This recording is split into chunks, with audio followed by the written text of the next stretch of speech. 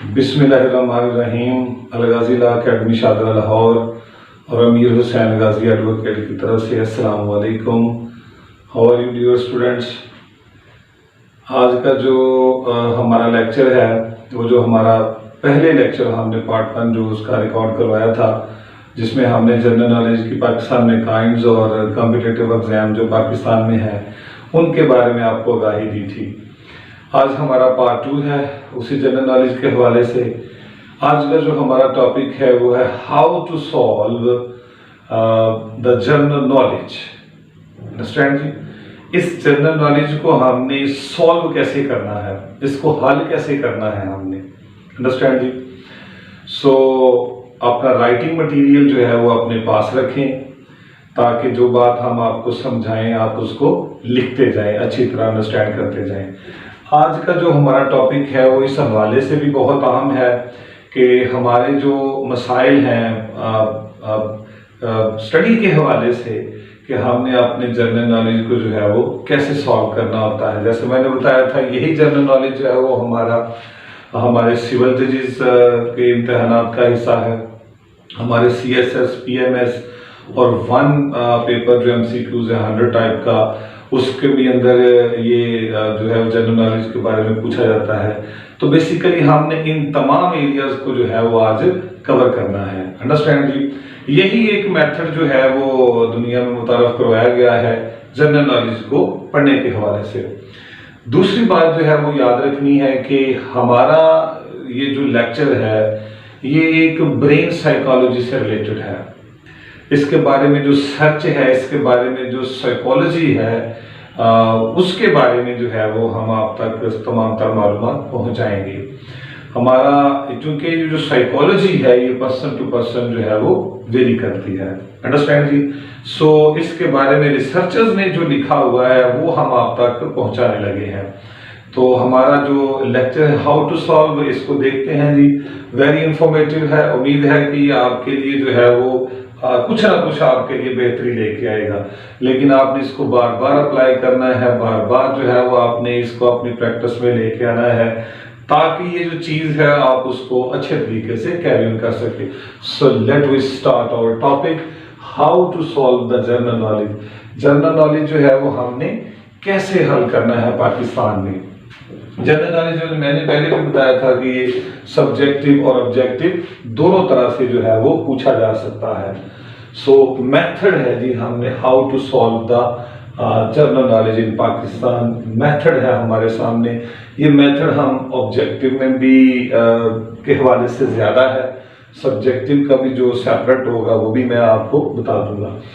So number 1, आपने जब भी अपना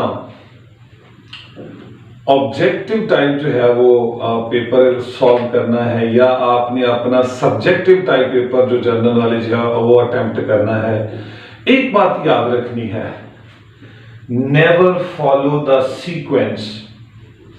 जो सीक्वेंस है सवालों का उसको नहीं फॉलो करना। मसलन बाज़ ऐसा होता है कि स्टूडेंट जो है वो हमारा वो चाहता है कि क्वेश्चन नंबर 1 से लेके आगे ऑनवर्ड 100 तक या 60 तक या 40 तक जो क्वेश्चंस हैं उनको जनाब हल करके ही आगे निकले। मसलन क्वेश्चन नंबर 1 को अगर उसने हल किया है तो चाहता है कि वो क्वेश्चन नंबर 2 को भी हल करे, 3 को भी, इस तरह वो सीक्वेंस से आगे बढ़ना चाहता है। और बाज़ वो इसके ऊपर बहुत ज्यादा अपना टाइम जो है वो ज़ाया कर देता है। सो हमेशा याद रखना है, सबसे पहला स्टेप जो है, आपने अपना पेपर अपने हाथ में पकड़ा हुआ है, ऑब्जेक्टिव टाइप पेपर है जनरल नॉलेज का, तो सबसे पहले जो कुछ भी आता है ना उसको टिक करके आगे निकलते जाएं। कभी भी ऐसा नहीं करना कि मैंने एक के बाद दूसरा, तीसरा, चौथा, पांचवा करना है। ये आपका बहुत ज्यादा टाइम जो है वो कंज्यूम करता है और आप उसमें परेशान होते हैं। अंडरस्टैंड। सो जो सीक्वेंस है सवालों के नंबरिंग जो है उसको फॉलो नहीं करना, जो आता है करके आगे निकल जाना है। अंडरस्टैंडिंग। जब हम सब्जेक्टिव की बात करेंगे तो सब्जेक्टिव के बारे में भी यही रूल है कि हमेशा आसान तरीन जो सवाल होता है, जिसके बारे में आप 100% श्योर होते हैं, जिसके बारे में आपके पास एक इंतहाई ऑथेंटिक मटेरियल होता है, वो सवाल आपने सबसे पहले हल करना होता है, ताकि उसका जो इंप्रेशन है वो आपके जो पेपर चेकर है उसके ऊपर एक अच्छे तरीके से वो इंप्रेशन जा सके। अंडरस्टैंड जी? तो हमेशा जब भी आपने ऑब्जेक्टिव या सब्जेक्टिव टाइप जनरल नॉलेज को अटेम्प्ट करना है, तो जो सीक्वेंस है, जो ऑर्डर है, क्वेश्चन नंबर 1 2 3 4 ऐसे फॉलो नहीं करना, जो पहले अच्छा आता है करके आगे निकल जाना है। Number 2, how to attempt, that is most important step, that is the second step. Understand? How to attempt, attempt करने का जो हमारे पास सर्चर ने हमें तरीकाकार बताया हुआ है, तो वो कहते हैं जी कि जब आप पेपर ऑब्जेक्टिव टाइप जो पेपर है उसको आप जब हल करने जाते हैं जनरल नॉलेज के, तो आपने उसको 3 स्टेप में हल करना होता है। अंडरस्टैंड जी? 3 स्टेप में। सो स्टेप नंबर 1, पहला जो हमारे पास स्टेप है जी, स्टेप नंबर 1, इसको हम कहते हैं not time consuming step, not time consuming step. Understand? इसके अंदर हमने करना क्या होता है, questions about whom you are 100% sure, आपने ऑब्जेक्टिव के वो सवाल पहले करने हैं जिनके बारे में आप 100% श्योर हैं।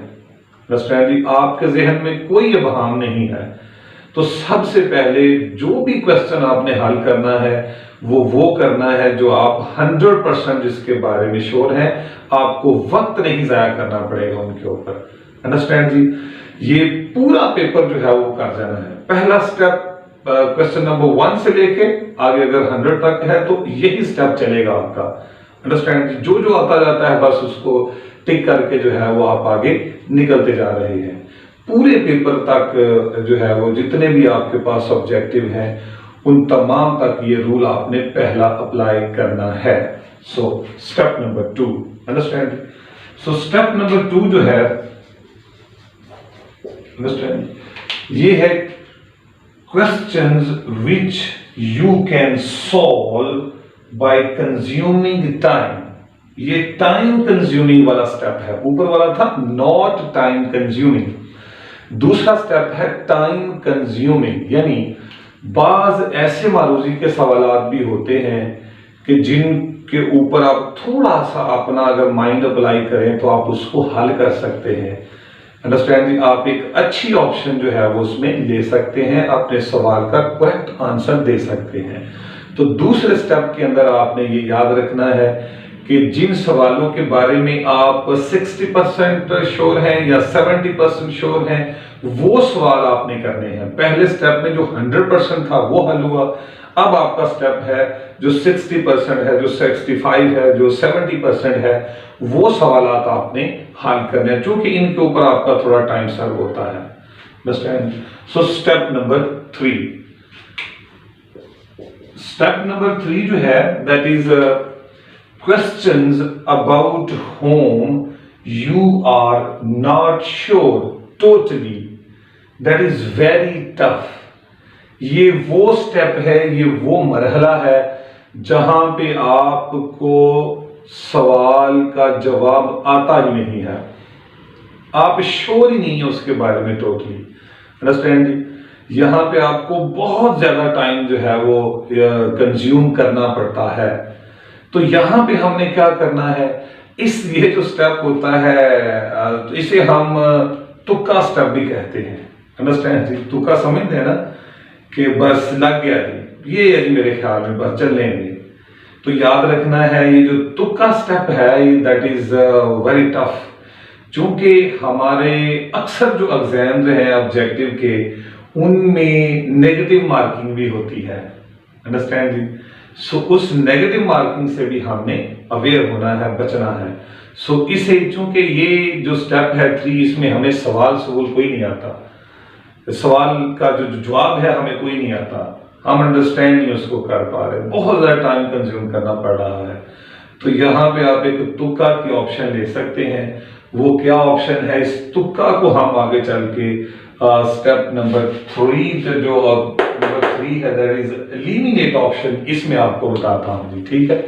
सो ये 3 स्टेप के अंदर आपने अपनी अटेम्प्ट को लिया, 100% sure, time consuming and very tough, ठीक है जी। सो इन तीनों को अब जो है हमारे पास जो तुक ऑप्शन है या हमारे पास जो टाइम कंज्यूमिंग है, इसको हमने आगे कैसे लेके चलना है, यानी एलिमिनेट ऑप्शन जो तीसरा हमारा यहाँ पे कॉन्सेप्ट है, method to solve the general knowledge. उसमें हमने क्या कहा, it is for the time consuming questions, यानी ये एलिमिनेट ऑप्शन वहां पे आपने लेना है जहां पे आपके जो सवाल है उसके जवाब के ऊपर आपको टाइम कंज्यूम करना पड़ रहा है। एंड दूसरा ये है कि ये वहां पे हमने एलिमिनेट ऑप्शन को लेना है जहां पे वेरी टफ है, यानी हमारे पास जो है वो उसका जवाब नहीं है, हम तुक्का के अंदर जा रहे हैं, अंडरस्टैंड जी। सो इन दोनों के लिए आपने एलिमिनेट ऑप्शन लेनी है, अदरवाइज जो 100% शेयर है उनमें तो एलिमिनेट ऑप्शन की कोई जरूरत नहीं होती। सो इस एलिमिनेट ऑप्शन को जो है मैंने 2 हिस्सों में तकसीम किया हुआ है।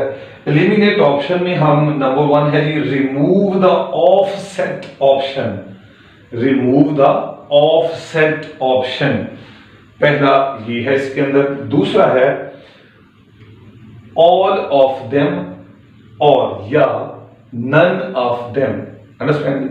आपने देखा होगा कि जो हमारा ऑब्जेक्टिव टाइप पेपर होता है, ऑफसेट पे हम आगे हैं, पहले इसको मैं जरा बयान कर दूं, रिमूव द ऑफसेट ऑप्शंस या ऑफसेट वैल्यूज, इसकी एलाबोरेशन। बात होता है हमने देखा है कि हमारा जो ऑब्जेक्टिव का पेपर होता है उसमें एक ऑप्शन ऐसी होती है जिसका उस सवाल से कोई ताल्लुक ही नहीं होता, अंडरस्टैंड जी। और ये वाली जो बात है बिलीव करें हर पेपर के अंदर ये तरीका जो है वो अडॉप्ट किया जाता है, यानी ये एक ऐसा ऑप्शन होता है हमारे पास कि हम इसको इजीली जो है वो साइड पे कर सकते हैं। इसी को हम कहते हैं रिमूव द ऑफसेट ऑप्शन या ऑफसेट वैल्यू, अंडरस्टैंड। इस बारे में मैंने एक मिसाल आगे ऊपर लिखी हुई है, how many articles in the constitution of Pakistan, आईने पाकिस्तान में आर्टिकल कितने हैं। उसमें मैंने ऑप्शन ए में कहा है 270, ऑप्शन बी में कहा है 280, ऑप्शन सी में कहा है 320 और ऑप्शन डी में मैंने कहा है 290, अंडरस्टैंडिंग। अब अगर आप इस मिसाल को देखें, इस एग्जांपल्स को अगर आप देखें तो इसके अंदर 270, 280 और 290 जो है ये तो कुछ ना कुछ आपस में बात समझ आ रही है हमें कि इनका कोई आपस में ताल्लुक है, करीब करीब ऑप्शन है। लेकिन जो 320 है वो इन तीनों से मुख्तलिफ चीज है, अंडरस्टैंड जी।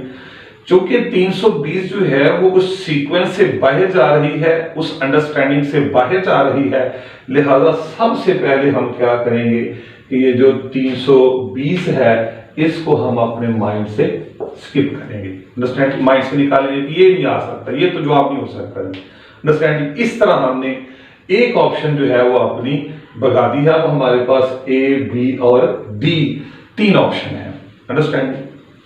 अब इनका क्या करना है, जो बाकी बच गए हैं ए, बी और डी जो बाकी बच गए हैं इनका क्या करना है, ये कॉन्सेप्ट मैं आपको यहां पे नंबर 4 पे आके समझाऊंगा, अंडरस्टैंड। सो यहां पे मैंने सिर्फ यही बताया है कि रिमूव द ऑफसेट ऑप्शन, यानी जो ऑप्शन रिलेटेड नहीं है उसको आप रिमूव कर सकते हैं। इसके अंदर दूसरा कॉन्सेप्ट था, बात तक आपने देखा है कि ऑब्जेक्टिव के अंदर ये लिखा होता है ऑल ऑफ देम, यानी ऑप्शन ए, बी, सी के बाद डी जो है उसमें लिखा होता है ऑल ऑफ देम, यानी ये जवाब ए भी है, बी भी है, सी भी है, ऑल ऑफ देम, अंडरस्टैंड। या बात का तो लिखा होता है नन ऑफ देम, यानी ऑप्शन ए, बी, सी में कोई जवाब नहीं है, अंडरस्टैंड। सो आप वो ऑप्शन अडॉप्ट करते हैं नन ऑफ देम की या ऑल ऑफ देम की। रिसर्च जो है, ब्रेन साइकोलॉजी है, पेपर सेटर के बारे में जो ब्रेन साइकोलॉजी है वो ये बताई गई है, सच ये कहती है, सच की बात कर रहा हूं, अंडरस्टैंड जी। ये हो भी सकता है नहीं, लेकिन मोस्टली सच को जो है वो माना गया है, देखा गया है और मैंने भी जो पीपीएससी के पास्ट पेपर देखे, एफपीएससी के पास्ट पेपर देखे और जो सिविल जजेस के पास्ट पेपर देखे, तो मैं भी इस बात के ऊपर एग्री हूं कि ये जो बात मैं आपको बताने वाला हूं ये ठीक है। रिसर्च ये कहती है कि जो पेपर सेटर होता है वो जहां पे आप लिखा होगा ना ऑल ऑफ देम या नन ऑफ देम, इस ऑप्शन को 90 से 95% जो है वो लेता है। यानी लेने से मुराद ये है कि इसके अंदर ही उसका जवाब होता है। ठीक है, जहां पे लिखा होगा ना ऑल ऑफ देम, यानी ये डी में लिखा होता है, तो फिर रिसर्च ये कहती है कि 90% 95% जवाब ऑल ऑफ देम ही होता है। अंडरस्टैंड? इस तरह नन ऑफ देम, यहां पे भी रिसर्च ये कहती है, ब्रेन साइकोलॉजी ये कहती है कि जहां पे नन ऑफ देम लिखा होगा ये ऑप्शन ही उसका करेक्ट जवाब होता है। अंडरस्टैंड जी? रिसर्च बेस्ड जो है वो हम ये साइकोलॉजिकली बेस्ड जो रिसर्चेज हैं वो मैंने आप तक ये पहुंचाई है। अंडरस्टैंड? आगे चलते हैं। सो ये बात clear. Number 3, number 4, that is most probable option. Most probable option, understand? ये मैंने कहा था कि जो ए, बी और डी बच गई हैं, अब मैंने इनका करना क्या है। अंडरस्टैंड? अब मैंने इनका करना क्या है कि चूंकि मैंने इसके ऊपर टाइम कंज्यूम करके जवाब ढूंढना है या मैंने इसके अंदर तुक्का लगाना है। अंडरस्टैंड? तो हम अब एक तो ऑप्शन हमने निकाल दी, आगे बी, ए, बी और डी रह गई, 3 रह गई। अब इनके अंदर क्या करें? एक बात हमेशा याद रख लें, जो हमारे पीपीएससी, एफपीएससी, सिविल जजेस और 1 पेपर एमसीक्यूज है, हमेशा याद रखना है सिर्फ 2 ऑप्शन के दरमियान कड़ा मुकाबला होता है। मतलब ये है कि जो 2 ऑप्शंस होती हैं that are very close to each other, वो एक दूसरे के बड़ा करीब होती हैं और जवाब उन्हीं के अंदर होता है। यानी 2 जो हैं वो एलिमिनेट कर सकते हैं और 2 के दरमियान जो है वो आपका कड़ा इम्तिहान होता है, उसी के अंदर आपने अपने टाइम को कंज्यूम करना होता है। तो ये बात कैसे आती है आप तक? ये बात आती है प्रैक्टिस प्रैक्टिस प्रैक्टिस से। अंडरस्टैंड जी? बार बार जो पेपर्स हैं सॉल्व, जो प्रीवियस पेपर उनको देखें करें, उससे ये बात सामने आई। और प्रैक्टिस का हमारा जो है वो एक नेक्स्ट जो है वो वीडियो भी आएगी जिससे हम बताएंगे कि प्रैक्टिस होती क्या है, इसके फायदे क्या है। अंडरस्टैंड? मोस्ट प्रोबेबल यहाँ पे आ गई एक मोस्ट प्रोबेबल ऑप्शन यानी ए, बी और डी। अब इनमें से इंतखाब किसका करें, इसके बारे में भी एक सर्च मौजूद है। ब्रेन साइकोलॉजी की जो साइकोलॉजिस्ट हैं उन्होंने एक जो है रिसर्च की, उन्होंने कहा है कि जी जो एग्जामिनर होता है ना उसके माइंड में मोस्टली ये भी बात मोस्टली जो है देखी गई है, एग्रीड है। वो कहते हैं जो पेपर सेटर होता है ना वो कभी भी ऑप्शन बहुत कम है, कभी भी नहीं, बहुत कम है कि वो ऑप्शन ए या ऑप्शन डी को ले, बहुत कम होता है। रिसर्च ये कहती है। जैसे हम चल रहे हैं माइंड साइकोलॉजी के ऊपर, रिसर्चेस के ऊपर हम अपना लेक्चर जो है वो आ सकता है, इनकार नहीं है, ए भी हो सकता है, डी भी हो सकता है, लेकिन वो कहते हैं मोस्टली जो है ना वो ए और डी पे रिलाई नहीं करता। अंडरस्टैंड? क्यों? कि वो कहता है कि बच्चा इसको फौरी तौर पे देखेगा कि ये हो सकता है जवाब, या लास्ट वाला हो सकता है, एक साइकोलॉजी है इंसान के अंदर। अंडरस्टैंड?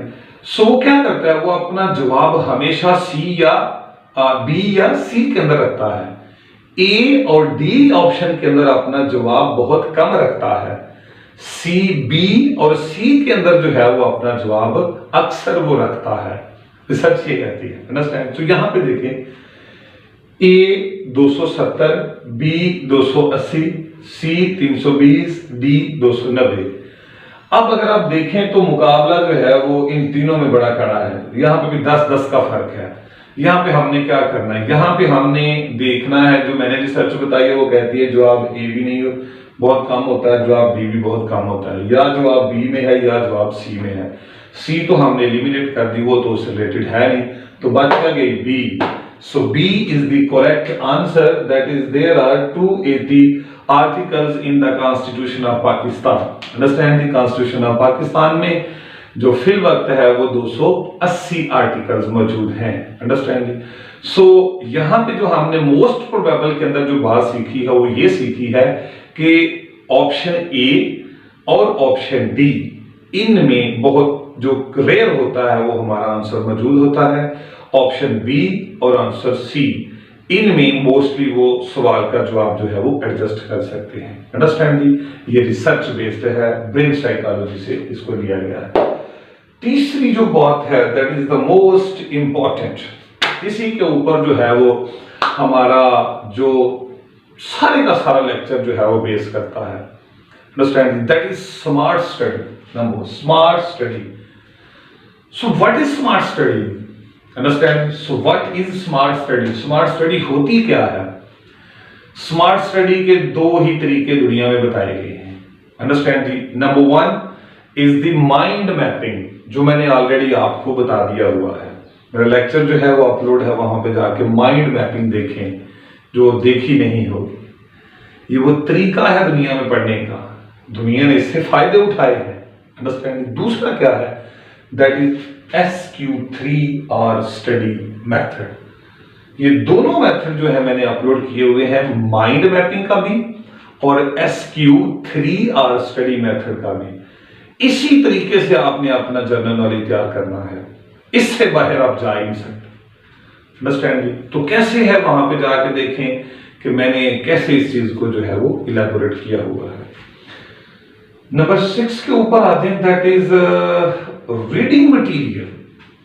6 जो है जनरल नॉलेज को सॉल्व करने के अंदर रीडिंग मटेरियल यानी सिलेक्शन ऑफ बुक्स कौन सी की जाए, बहुत बड़ा हमारे लिए ये भी एक परेशानी है कि सिलेक्शन ऑफ बुक्स में क्या किया जाए। बच्चे कहते हैं जी कि वो क्या पास्ट पेपर ही पढ़ें, करें क्या, कहां से मटेरियल। ये सबसे मुश्किल तरीन मरहला है हमारे स्टूडेंट के लिए कि वो बुक्स कौन सी ले।